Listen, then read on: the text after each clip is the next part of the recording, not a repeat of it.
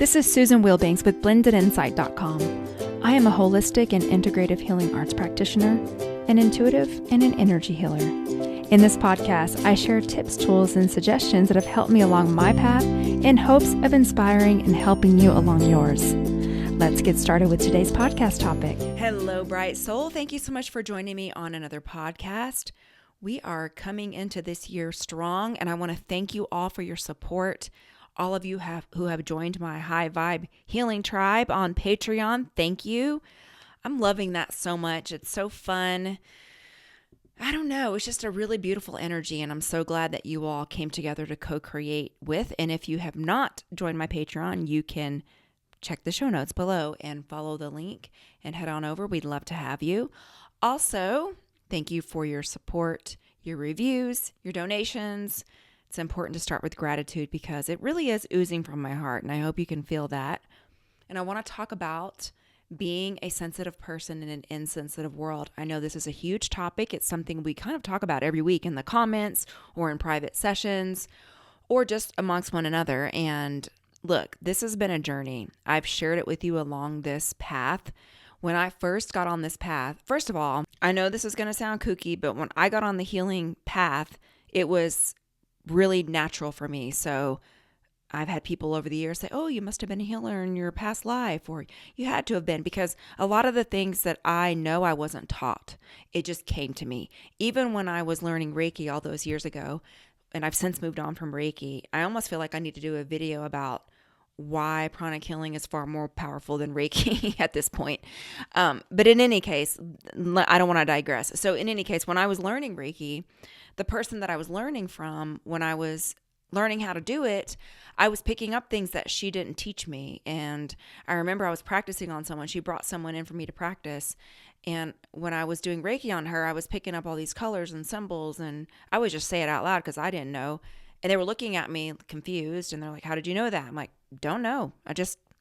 I actually just stepped into something I already knew. And if you think about it, if you have talents and skills that you just are naturally good at, you probably learned it in another life. I mean, to think that we don't have multiple lives is kind of silly, because why would you just stay in the afterlife forever? You're a light worker. You came in to do something here, to infuse light, and you likely have a lot of practice to come in as a light being, right? Because you would have to have went from unconsciousness to consciousness, and no matter when you discovered on your path, it's all perfect.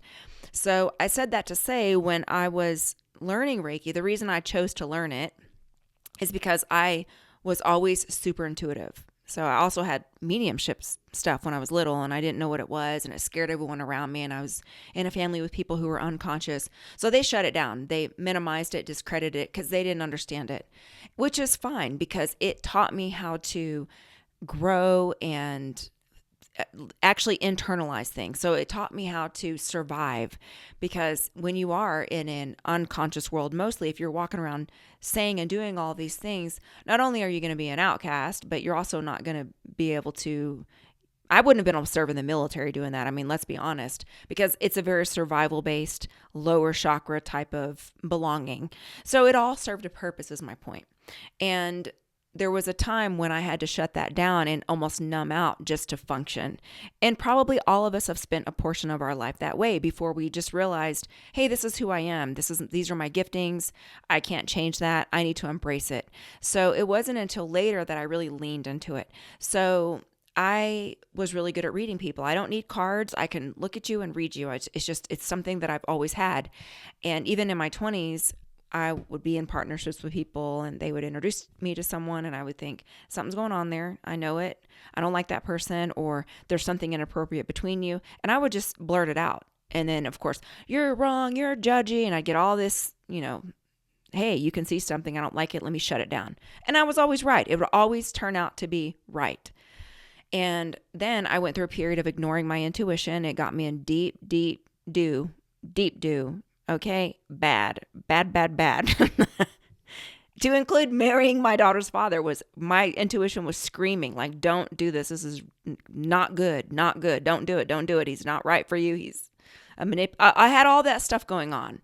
And it's just because he wasn't right for me. It doesn't mean he's not right for someone else. I'm not speaking harm about him, but we all have things in alignment with us. So it doesn't mean they're a bad person. It just means they're not the right person for us. So, but then at the time I didn't know how to listen to it. I didn't know, I was confused. I didn't have anyone to show me or anyone like me around me. No one had the courage to be the way that I am. So I had to lean into it later in life. And it really was getting into a Holy Ghost, Spirit-filled church that reacquainted me with my giftings. Because in the presence of that Spirit, I'm not talking about the churches that are neck down dead, religiosity. I'm not talking about that. This was a Holy Ghost filled church. So when I would walk in, it's like that agape love would hit you and it would just make you want to sob. And I did that several times. Like, you can't hold it. I was actually watching a video of someone walking into a church. It was kind of supposed to be a comedy, but he couldn't help himself from crying. I busted out laughing. I know that feeling. I felt that feeling when I was attending that church. And so it reacquainted me with that side of myself. So I'm so grateful for it. And then there were things about it where, the first lady was making very derogatory comments toward homosexuals, and that really hit my spirit wrong, because I don't believe that you choose that. I don't think anyone would choose that. And I have so many friends and clients and loved ones, and it angered me, actually. And I thought, no, you've misinterpreted the text. This is not God. God is love. And I'm not going to sit here and listen to you spew that. That's not in alignment. And that wasn't the only thing. There were other things that would come forward and it would hit me wrong. And I'm like, no, I'm not. I'm going to take the meat and throw away the bones. There's no one's going to do something that you 100% agree with all the time in the human flesh, because we're all flawed. So in any case, I chose to leave that church. And this started me on the reading journey again, because I couldn't help it. Even when there would be members of the church, like, they'd come on my mind, I'd reach out and they'd have something going on. I'd be like, oh my gosh, I can't believe it. I remember I hadn't talked to my dad. My dad and I had a falling out. We didn't talk for years. And I woke up one morning and I was like, call him. And I called him, and his cat had just died. So there was all of these synchronicities of like, wow, when I'm really tapped into my intuition and I'm staying in this vibration, this higher vibration of who I know I really am, I'm being led to help people. So with that, I started doing readings for people, and it was more like, again, I don't need the cards, but I can just do it. So I started, like, oh, well, these oracle cards are kind of cool. Like, it could be a real jumping off place to help people. And I was kind of playing around with it. And then people were like coming to me like, hey, I want to send this person to you and this person to you. So it wasn't that I initially wanted to develop a business. I was just following my joy, following my passion, being who I am. And it started to grow. So the thing with the readings that bothered me is I would do a reading on someone and I'm looking at them and I can see all this stuff going on in their energy field. And I can tell that the reading is just making them think harder. Sometimes it doesn't help. Sometimes more information is not what you need. And so I was actually working in a medical clinic or in a medical institution. And it was actually my supervisor was like, have you ever tried Reiki or heard of Reiki? And I'm like, no. And then I was doing this program called the AIM program. It was this energetic tray program. I know it sounds bizarre, but they take your name or your picture and they put it on this little tray, and supposedly it's a vibrational thing to make sure you don't have any ailments. It was interesting, but I never noticed any difference. So that person knew someone. I asked her, do you know anything about Reiki? And so she introduced me to this gal, and I started going to her to get Reiki. And then she's like, you should learn Reiki. And I'm like, oh, really? I'm never dawned on me. But everything is in divine timing. It's the way it's supposed to be. And she taught Reiki. So I started learning it from her. Well, she had a lot of stuff going on. However, when she was teaching me Reiki, we went too quickly and I got major Kundalini syndrome, and it was not good. And I became so freaking sensitive. And this lasted for years. Like, it wasn't a little bit. This is why I caution you about ayahuasca and doing these Kundalini meditations, and your aura's not clean, it's not ready, and you're trying to climb too high too fast. Your physical body can't always handle that. In fact, in most cases, it doesn't. It can't do it. And I know from experience. So, and shouldn't have done that. It was irresponsible of her, but she might not have even known. So in any case, It really jacked me up for years, and I had to almost cut out from society because I could not cope. It was ridiculous. It was the worst. It was as if I was so sensitive to what other people were feeling and thinking that it would start to affect my physical body. Like if someone would start talking to me about something gory and they're really getting into the details, I would begin to pass out. It was insane. I'd have to like sit down. And I'd never been like that, ever, ever, ever.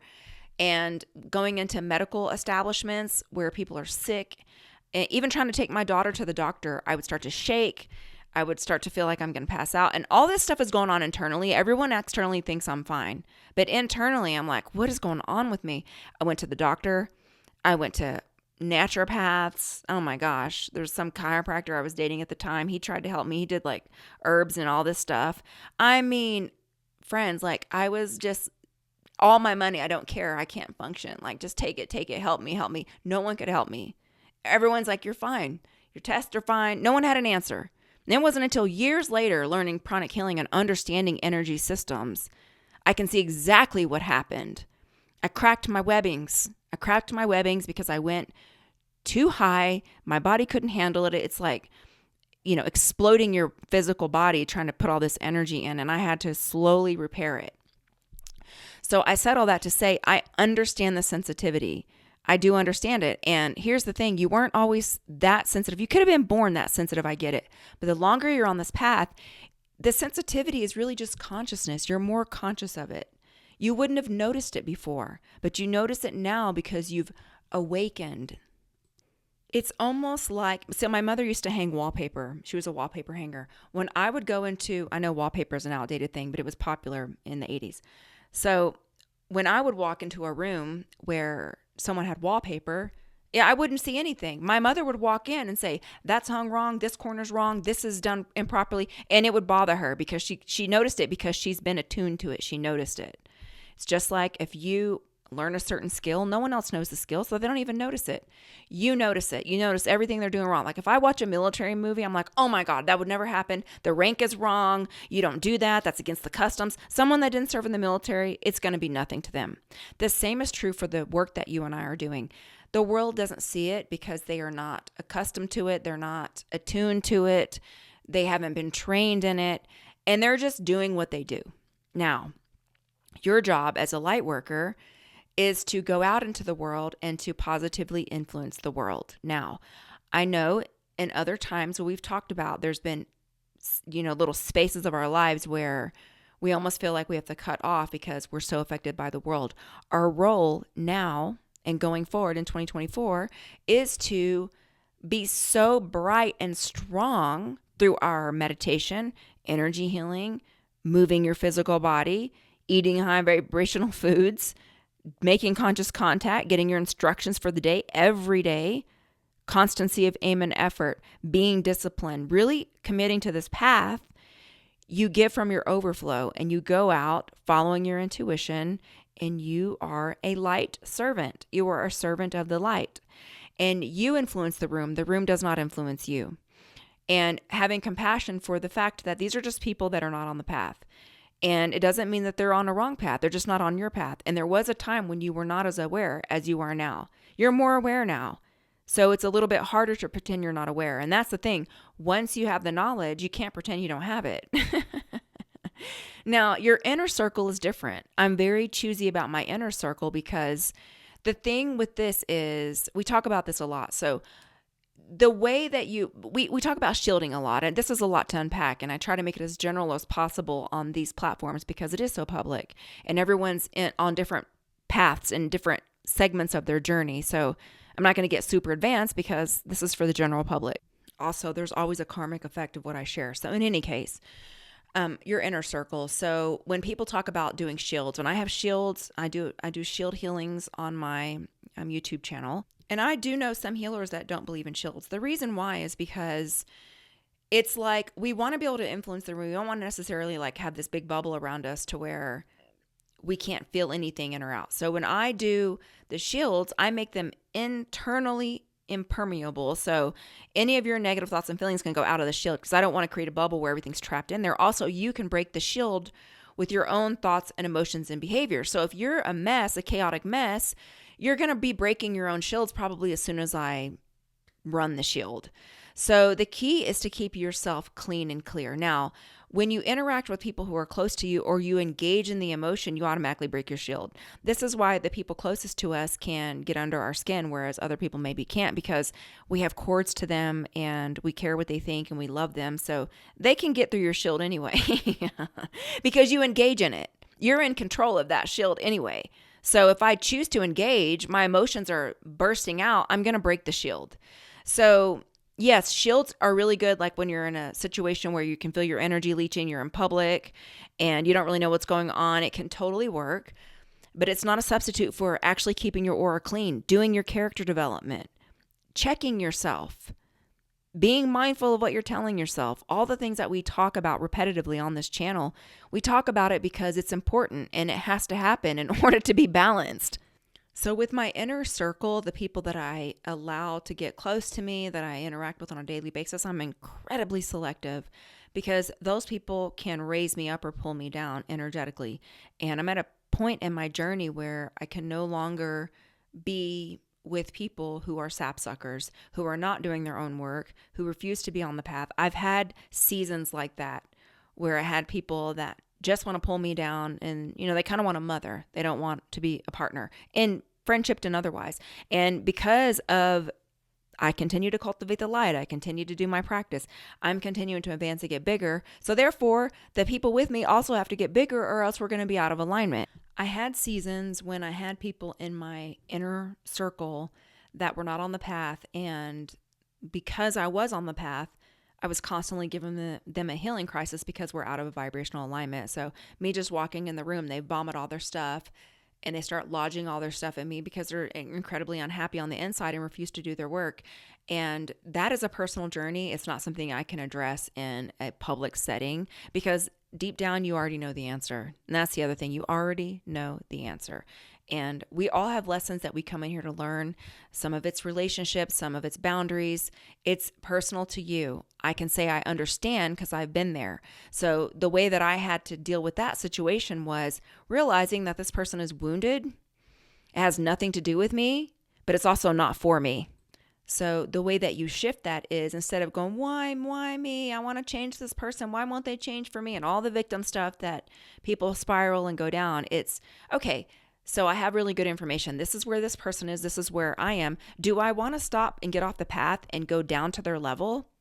If I don't, then either they have to get on the path and speed up to my level, or this has to end. I mean, it's tough stuff. I'm not saying it's not. So in my case, that person was not willing to work on themselves at all. Not even work, didn't want to. And this has happened to me multiple times. And they just wanted to perpetuate their situation, their cycle. And it's just not going to work because the path that I'm on, I'm not getting off this path. I came here to do it. It is my purpose. It is my dharma. And I have to fulfill that. I can't allow someone else's path to take me off of mine. The ideal path is that you walk parallel alongside one another. This is in all areas, friendships, relationships, even family sometimes. So I've talked about before, limiting what you share, reading the room, analyzing the audience. I'm not going to share things about my spiritual path to someone that not only doesn't understand it, but they don't respect it and they don't want to change. They don't want to. So you have to find neutral things to talk about with people and realize that whatever is going on with them has nothing to do with you. It's their own stuff. And when you start to change, people that don't want to change get intimidated by that. I used to be with someone like that. I would say, hey, I'm going to take myself off of caffeine. And his response would be like, I can't take myself off of caffeine. Well, I didn't say you were going to. I said I was going to. And it just showed you that he was constantly only thinking about himself. And it's the human nature to do that, especially people who are in survival mode all the time and they don't have a spiritual connection or a spiritual path that they're following. So they're constantly in those lower chakras. And I spent years like that. So I'm not saying anything bad about that. Again, it's having compassion, knowing that where you are now, you weren't there all the time. You didn't have the awareness that you have right now all the time. So it's having compassion where they are, but not allowing it to impact you. I do believe we had a season of being sensitive, learning boundaries, filling out how we can relate to others, deciding who we want to let into our inner circle, finding our tribe, doing things that feed us, get us to the overflow so we can now step into the world and be who we are and help usher in this new energy that the planet is going through. I really believe that. So I hope this helped. Let's go into a healing. You can uncross your arms and legs and focus on your breathing.